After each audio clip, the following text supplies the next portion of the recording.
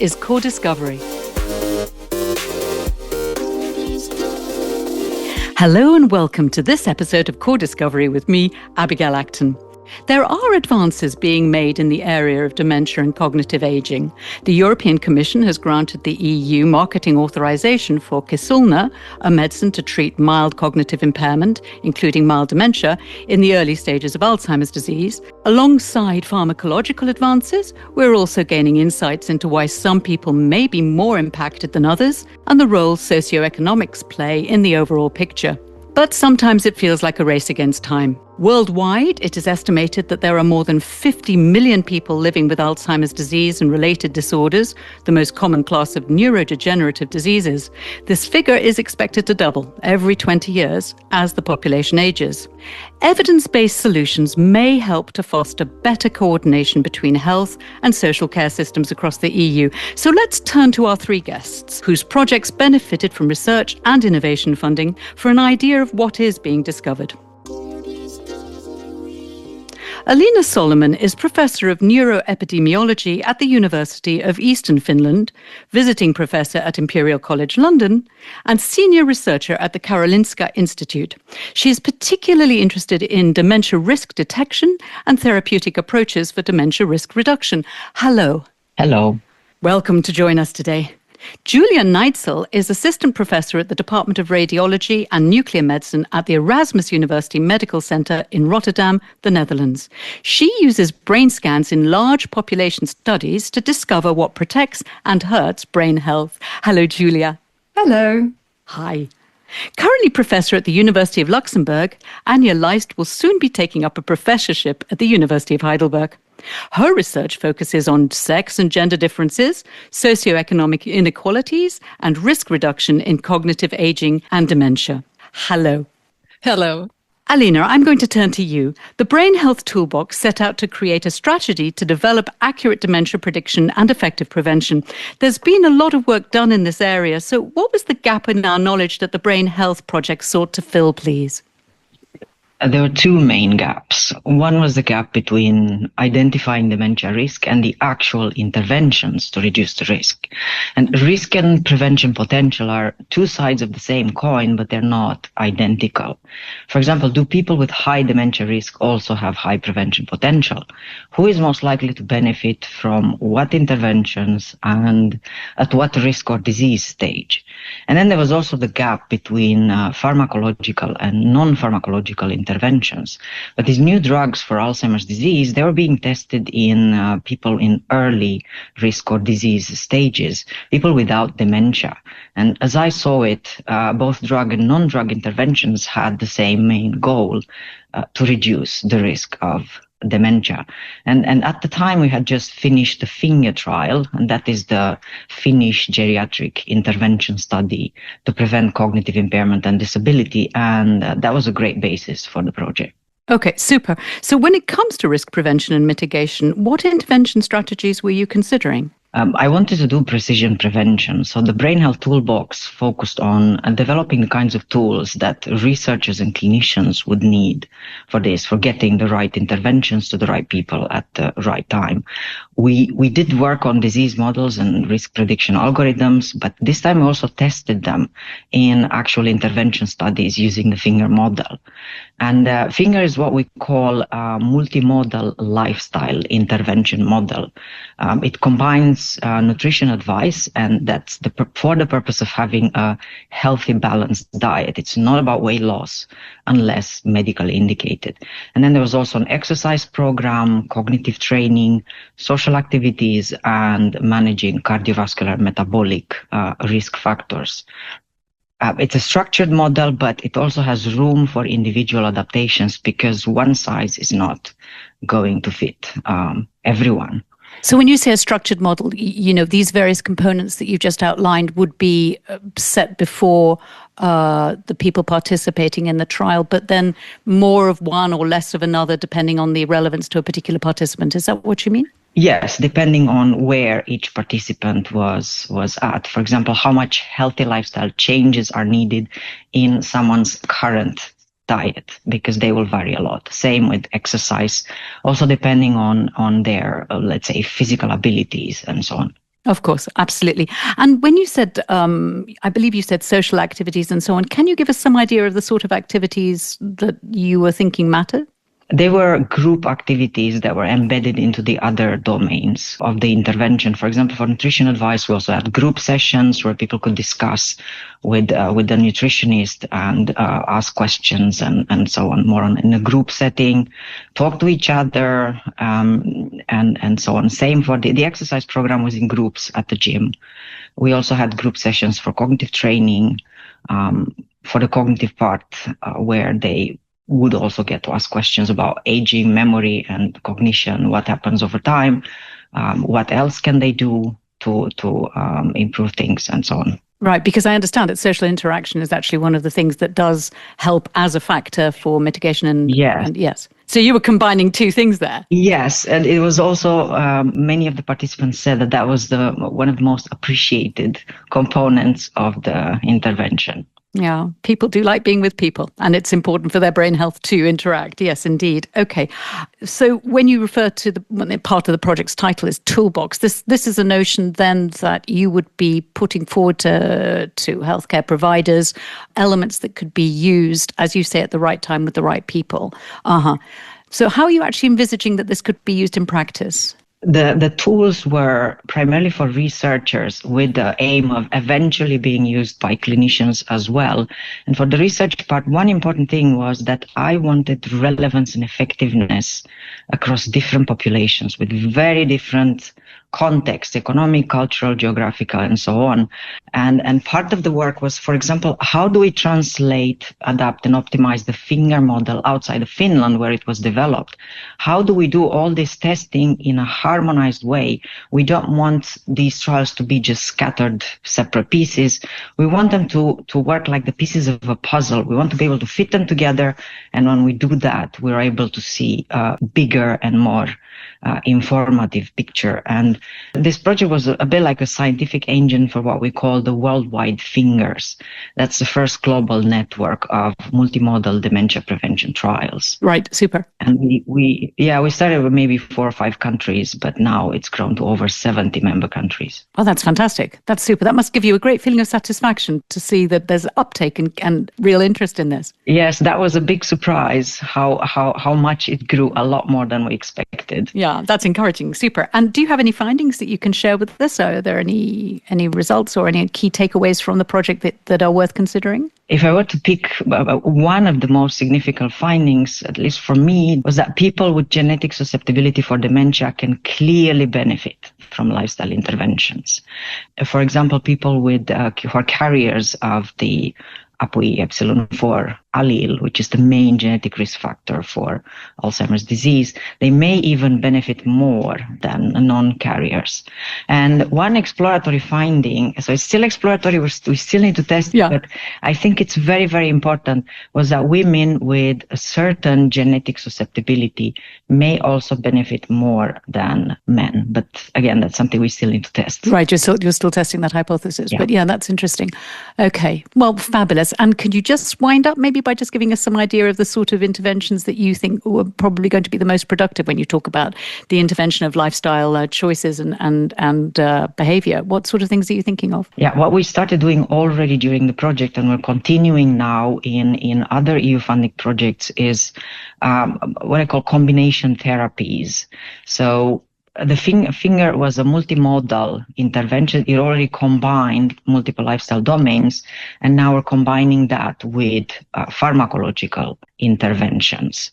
And I think this is a very, very important direction to go in, because there's not going to be one magic pill that is going to sort this for everyone. Sure, it's a combination of things. But when you say lifestyle interventions, can you give us some ideas of the lifestyle interventions that you think are the best for people to consider, the most useful?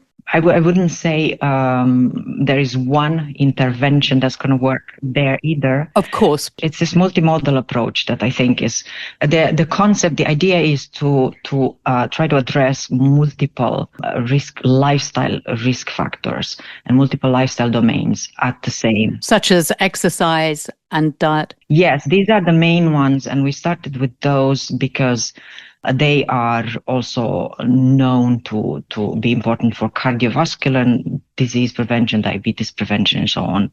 And then, of course, there's the cognitive part and the social activities, and certainly other domains as well. There's a long list of modifiable risk factors that have been associated with dementia. So lots of possibilities. Okay, fantastic. Thank you so much. You explained that very well. I appreciate it. Does anyone have any questions at all for Alina? Anya, yes. What would you like to ask?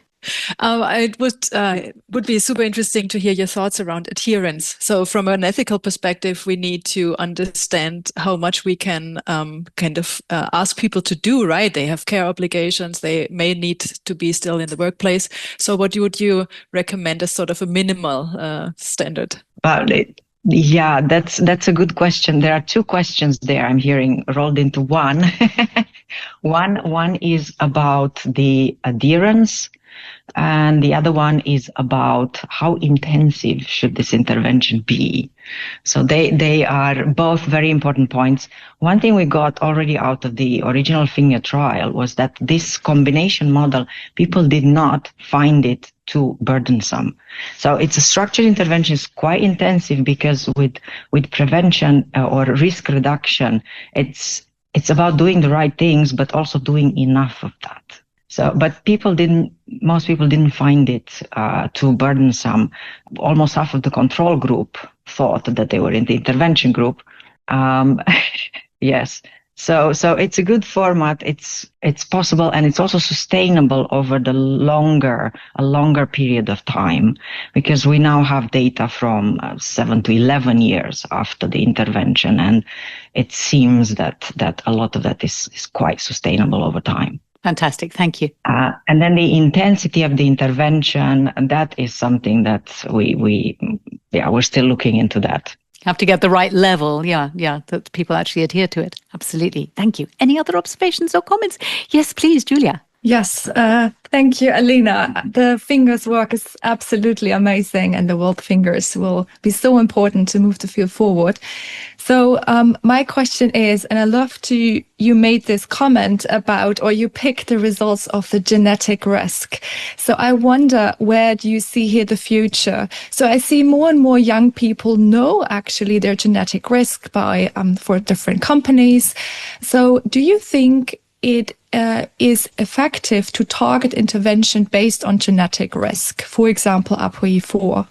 Oh, thank you. And that's a very good question, and one that we are now testing in a new finger-based trial, a combination therapy, a finger plus drug, where we do enrichment of the population. That means about 50% of the participants are ApoE4 carriers, because that's the kind of question we want to address. Yeah, how important is it to target based on genetic profiling? We don't know at this point. Looking forward. Yeah, something to be looked into. Very good. Thank you very much. Julia, actually, thanks for that question. And I'm going to turn to you now, actually. Preventing or delaying late life cognitive impairment and dementia through lifestyle interventions is one of the greatest global challenges.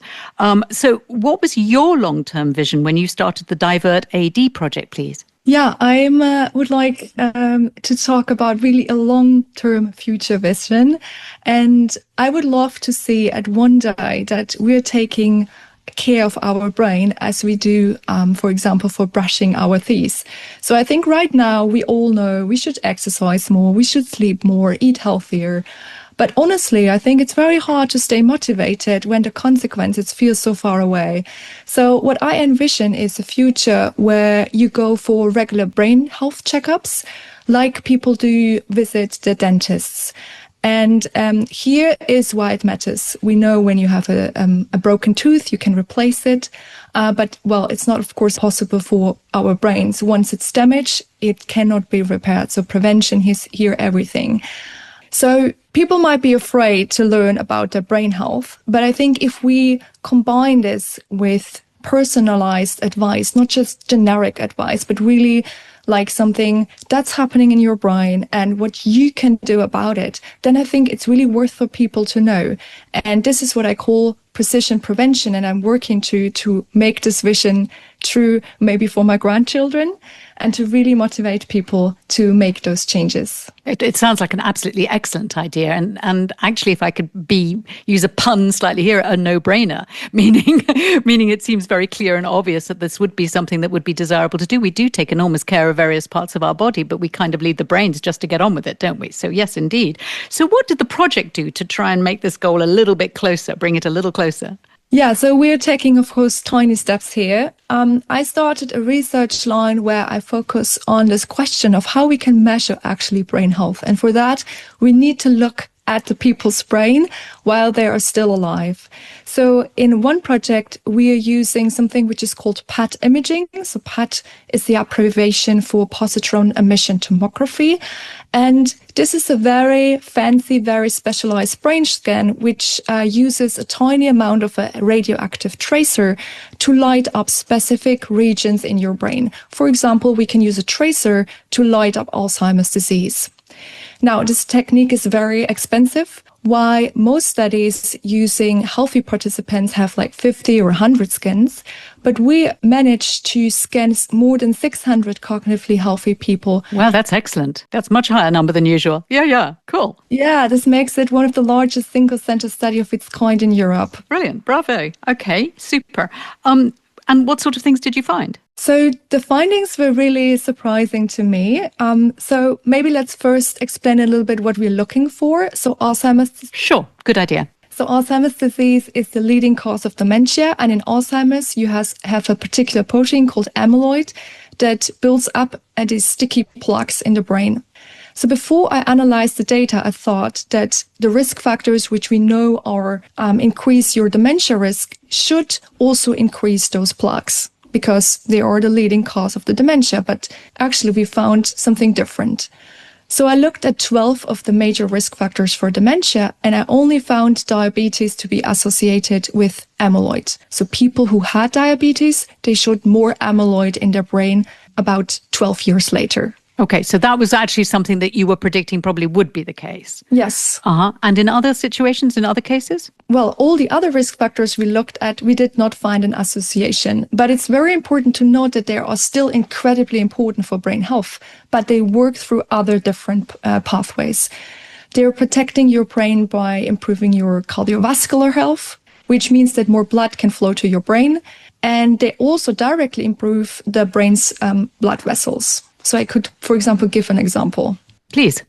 When I looked at people who wear a fitness watch for 7 days, and we combined this then with our PET scans where we could see the plaques, then we found the people who were more active showed the same amount of amyloid plaques than the inactive people. However, their overall shape of their brain looked much better. So they had, for example, better blood flow in their brain, but also fewer tiny bleeds in their brain, which is an indication of vascular brain health. So it's almost as if the amyloid plaques may come, but the brain is more robust and able to deal with the impact of those. Yeah, you can say it like that. So the overall health of the brain, especially of the blood vessels, is better when you're, for example, more physically active. And you also prevent vascular disease of the brain. This is also very important. Well, obviously highly desirable. Another cause which can also lead to cognitive decline and dementia. All of this is absolutely fascinating. Thank you very much for sharing it. What is the one key piece of information you think is an important takeaway, either for future research by others or future research indeed by yourself? I think what is very important is to understand that there are many pathways to dementia. And that's why, as Alina said, that we need multimodal prevention in order to tackle all the pathways. It would be very important to find something for the Alzheimer pathway to really prevent Alzheimer build-up. And we actually had one study where we showed sleep could be one tool. In one study, we showed that people had a fragmented sleep-wake pattern. They do have more amyloid plaques in their brain later. So this could be a tool or a pathway where we need more research to see whether this could be really leading to prevention of Alzheimer's disease. Excellent. Thank you very much. Super. Does anyone have any observations or questions to pose to Julia, please? Alina, yes, please. Yeah, that's a great observational study with so many people with brain imaging. I'm curious, what do you think your results say about one of the current hot potato questions? So if you see amyloid accumulation or you see something on amyloid PET in people who don't have cognitive symptoms, what does that mean? So I think amyloid per se might not be the crucial point, but amyloid plaques buildup has a lot of negative consequences afterwards: inflammation, tau tangle pathology, and so forth. That's why I think it's a starting point of a disease. A starting point is often it's just a trigger, it's not the full cause, but something we want to intervene. If we want to intervene early, probably, preventing the starting point could help. Yeah, or we could see it as a risk factor also, right? Because that's how I see it. Someone without symptoms who has amyloid might be regarded as having a risk factor for dementia, in a sense. Yeah.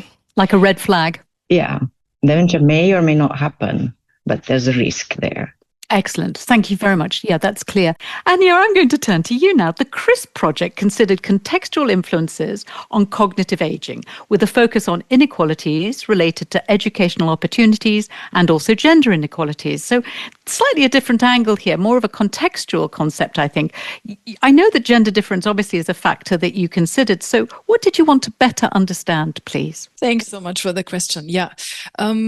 So when I wrote the proposal for the CRISP, we just didn't have a lot of studies really interested in sex-gender differences. So many of the studies I looked into when I wanted to understand cognitive aging better were not making a difference between men and women in analyzing the data. And I was just really trying to understand better how men and women differ in terms of risk burden and also in the relationships between the risk and cognitive aging and dementia. So would women and men benefit differently from different advice, for example, in the end? Okay, super. So not much work done on looking at the difference between the genders. Can you tell me a little bit about what you did to get a better understanding, a better insight? Yeah, first thing was to describe the differential risk burden of men and women, have a look at what individual risk factors are more and less prevalent in men and women in different cohorts of different ages and different countries. So that was sort of kind of a red thread through the CRISP publications. And I also wanted to understand better on a contextual level what different opportunities men and women have throughout their lives. So this question of gender equality really was something that I felt, okay, this is not considered at all at the moment. And from sociological research, we can systematically disentangle the schooling opportunities for boys and girls. So inequality of educational opportunity can explain a lot in people's life courses and then in turn explain how people are doing at the end of their lives. So what we did was in terms of methodology, to contextually have a sample of people in different European countries born at different times and then exploit that variation in inequality of educational opportunity. So how much does it matter what parents I have? Right. To receive higher levels of schooling. And there we found that for one thing, inequality of educational opportunity matters a lot, but also that women from more disadvantaged backgrounds were more vulnerable to higher inequality levels. So there was really this kind of sort of multifactorial explanation of cognitive aging. And there's this joke that, well, if you want to age healthily, you need to choose your parents wisely. And very pertinent, huh? Yeah, and very modifiable.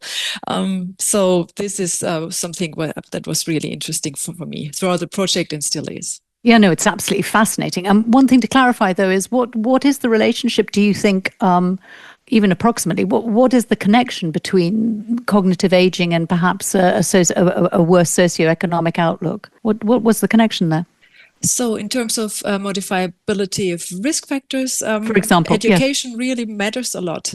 So it's one of the most important modifiable risk factors. And there's also a lot of simulation research showing, well, actual research with children in school showing that there's a dose-response relationship between education and cognitive functioning. And this can at least partially translate into explaining cognitive levels at older ages.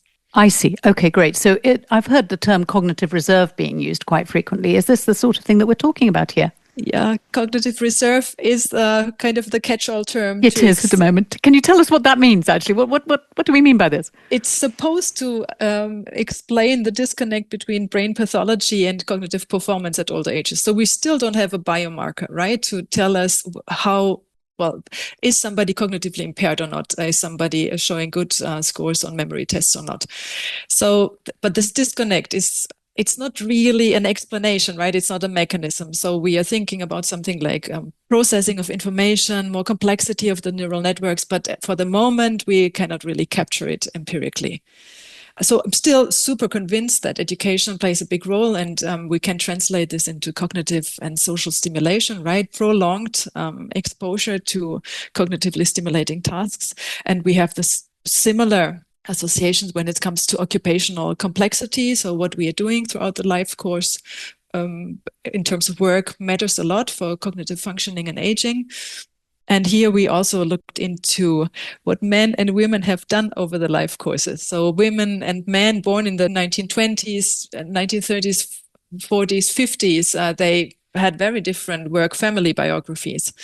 So there's also so much interesting research showing that it matters how you combine your work career and your family career for those who were parents.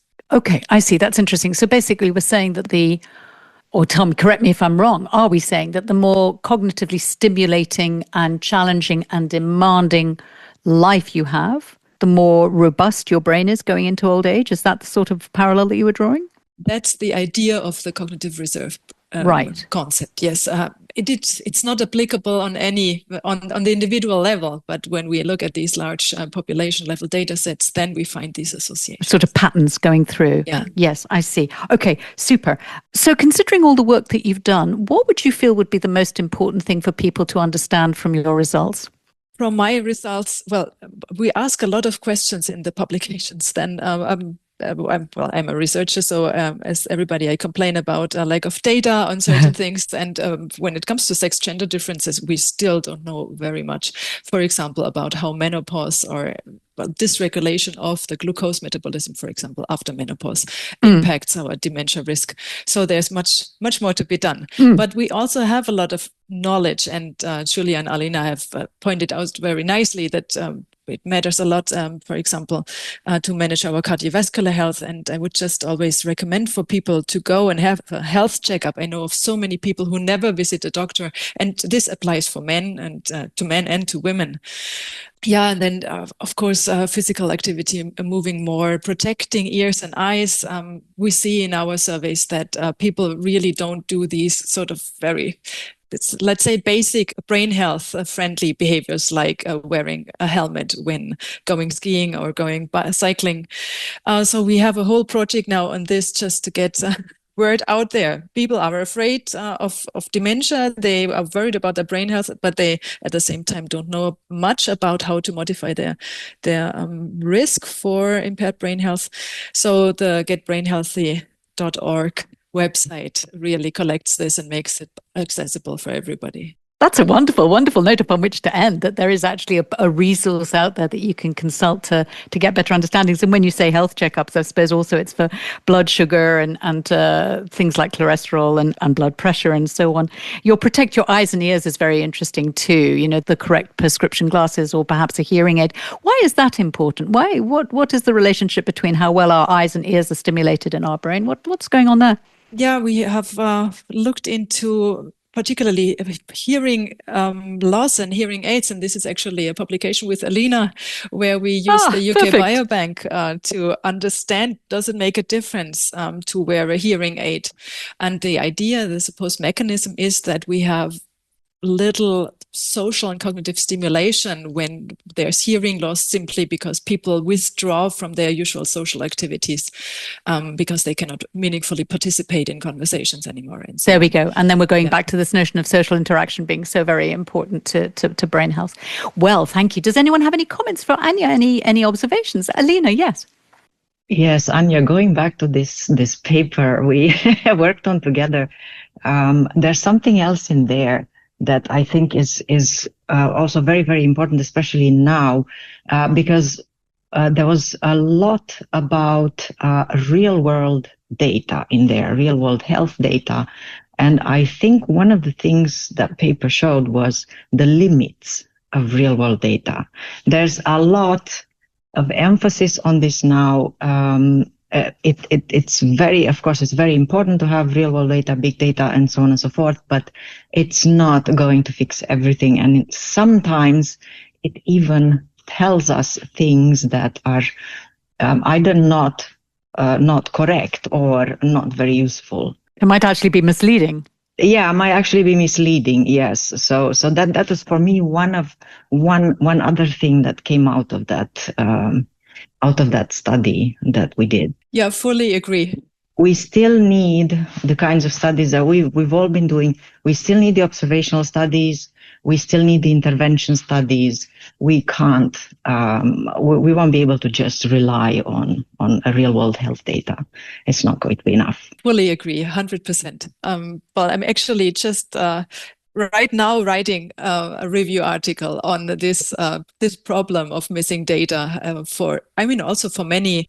It's not just about healthcare data, but it's all data possible, right? For people who are less willing to participate in studies, who may have less trust in researchers, who may also not just be in the places that we, the researchers, look for. So there's really much to know. And so when it comes to really drawing clinical implications from our research, we need to be even more careful here. So healthcare algorithms will learn what's happening in the real world, and with all the biases in the real world at the moment.